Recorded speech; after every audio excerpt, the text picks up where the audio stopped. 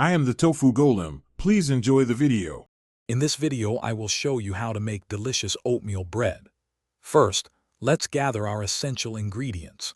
You'll need 1 1/2 cups of rolled oats, not instant, for that perfect texture. We'll also use 2 1/4 teaspoons of active dry yeast, which is crucial for a good rise.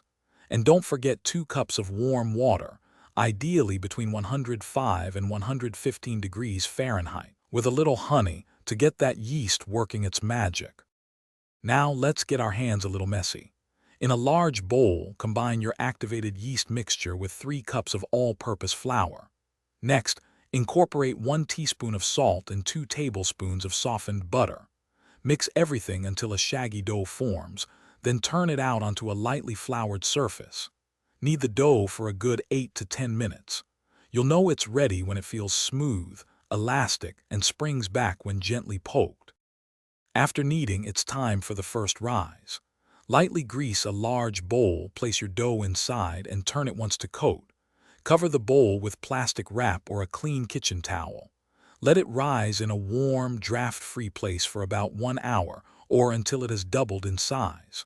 Once risen, gently punch down the dough to release the air, then shape it into a neat, uniform loaf, ready for its pan. Almost there.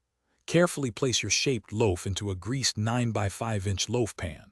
Cover it again and let it rise for a second time, about 30 to 45 minutes, until it looks nicely puffy. Preheat your oven to 375 degrees Fahrenheit.